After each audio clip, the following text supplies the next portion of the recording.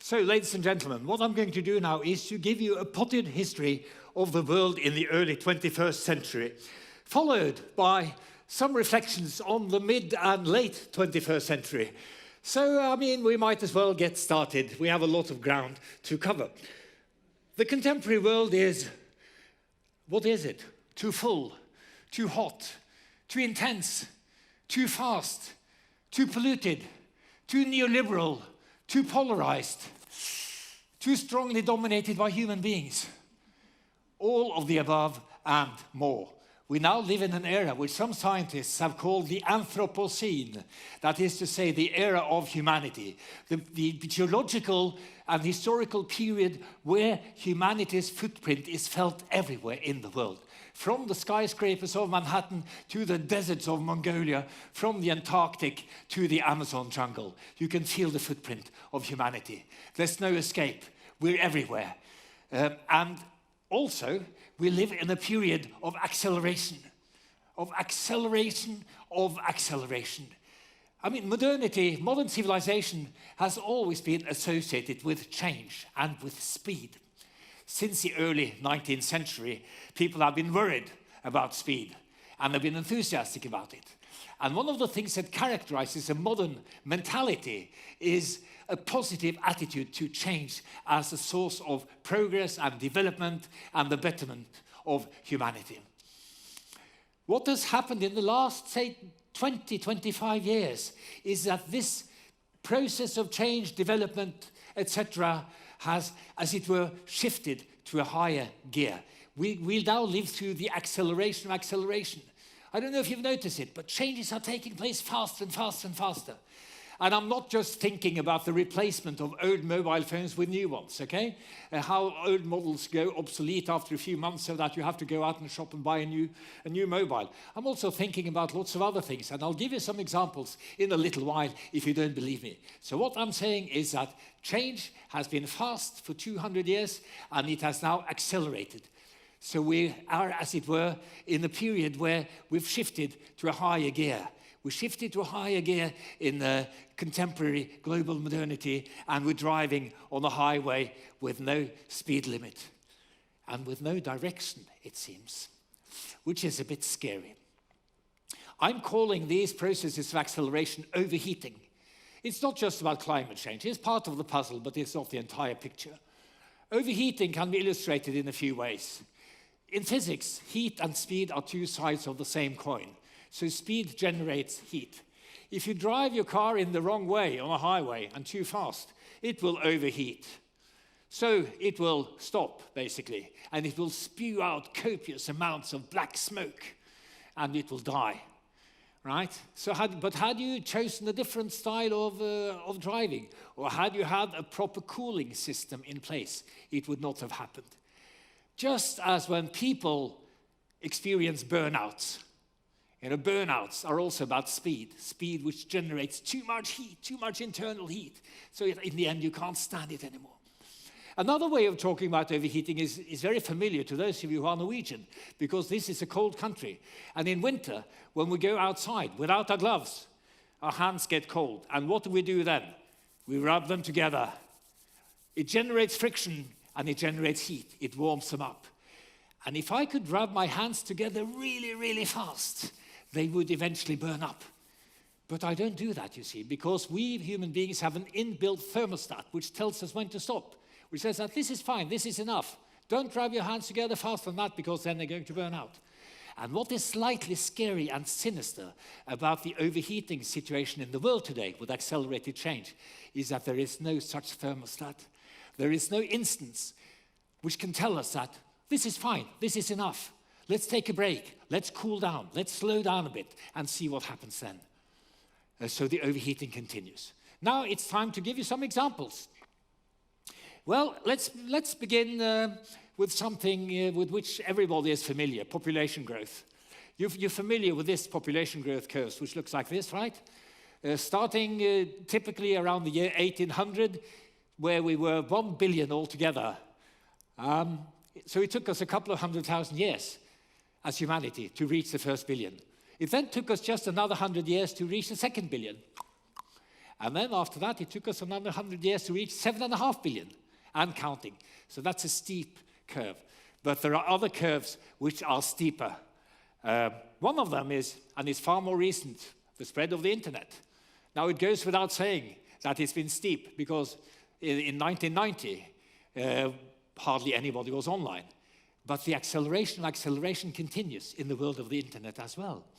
So as late as 2006, it was estimated that between 2 and 3% of all Africans, sub-Saharan Africans, without South Africa, which has a different history, had access to the internet. Between 2 and 3%. At the latest count, and that would not have been last week, but last year, so it's probably changed since then. Remember, things happen fast these days, okay? But last year, it was estimated at somewhere between 25 and 30%. Now, the answer is simple: the coming of the inexpensive smartphone. But the consequences can be enormous in a continent like Africa. So the development continues. And since I mentioned the smartphone, an even more spectacular change which has taken place in an even shorter period of time is the number of photographs taken in the world. Okay? We've seen a trebling of the number of photographs taken in the world between 2010 and 2015. In 5 years, we went from 1.35 trillion to 1 trillion photos taken in the world. Now, the explanation is simple. Most photos are now taken with gadgets like this. 80% of all photos are now taken with mobile phones. Okay? But the implications have not been understood. What does this do to our ability to understand pictures when they're free, they're ephemeral, they're fleeting, and they're all over the place? And we take them continuously with or without selfie sticks. Now, some other changes that I might want to talk about. There are so many things one could have talked about. Let's talk about tourism. As early as the late 1970s, people in Spain were complaining that there was too much tourism. And especially people from Northern Europe were complaining that the Spanish coast was being ruined by tourism. It was no longer authentically Spanish, because you could get English meat pies and you could watch Liverpool football games and you could buy your Scandinavian newspapers in the shops there. No longer authentically Spanish. They'd only seen the beginning. In 1979, Spain received a total of 15 million tourist arrivals. By 2015, the number was fourfold increased to 60 million. 60 million. So if you wonder why people in Barcelona and in Mallorca are now demonstrating against tourism, because there's too much of a good thing. It brings income, yes, but it squeezes out the local population. Now you know, a fourfold increase in one generation. Or we could talk about migration. When I started to get engaged with and write about migration and minority issues in Norway, there were about 200,000 immigrants plus descendants, first-generation descendants in this country. 200,000 in 1990. At the latest count, last year, there was about 850,000. That's more than a fourfold increase in less than 30 years. Or we could talk about international trade. Did you know that the ports of Shanghai and Singapore have doubled their turnover in slightly over 10 years, between 2003 and 2014? And that world trade has grown by 600% since 1980, while world GDP has only grown by 250%. So there's something uncannily convergent about all these tendencies of growth. Now, some forms of growth, some forms of accelerated change are more important than others. I've already mentioned population. Probably, had there only been 1 billion of us, like there was at the end of the Napoleonic Wars, we could have done pretty much as we liked. But we can't do that anymore. We have to be considerate to each other. We have to follow traffic rules. We have to look in the rear mirror to look for other traffic on the road, because we're no longer alone on the highway. But even more spectacular than population growth is the growth in energy use. Now, population has grown by a factor of 7, whereas energy use has grown by a factor of 30, mainly through fossil fuels. Now, that is one of the big problems facing us, isn't it? The fact that the fossil fuels, which have been the salvation of humanity, the source of global civilization, the only reason that we can be here in this warm, nice, cozy, high-tech room, it started with a coal. It's a fossil fuel generated civilization. So what was the salvation of humanity for 200 years is now slowly becoming our damnation. Through the depletion of non-renewable resources, through pollution, and through long-term climate change. And it's hard to get your head around that. What was our salvation is becoming our damnation. We need to find a way out of this overheating conundrum, this overheating dilemma. Now, how do people in local communities react to these accelerated changes? When a mining operation starts nearby, when a new highway is being built, when new factories, shopping malls, you name it, are being created all around you, and you've been driven off the land and into the cities, as they are in many parts of the world where urbanization is taking place at a frightful speed. So that's going to be another example, namely that the urban growth in the global south is also phenomenal. It's so huge that it's almost impossible to understand. 90% of the population growth in a country like Kenya takes place in the slums of Nairobi and Mombasa. And people don't go there for fun, but because they're being driven off the land or because the countryside feels crowded. So how do people react? They react in lots of different ways to accelerated change, to fast changes. But many react through resentment against the elites, against the powers that be, against those dim forces in the distance that influence our lives without asking us for our opinion. Nobody asked me for my opinion, so who can I blame and what can I do? Is a typical response to these accelerated changes when they come from the outside. Nobody asked me for my opinion. So what do you do then? Well, to make a long history short, contemporary politics is very much about competition between neoliberalism with no heart and identity politics with no brain. And interestingly, in the White House, we now have a person who represents both. No heart, no brain. And he's elected, which says something about the state of the world today. And he's not alone. We're getting similar leaders in Eastern Europe.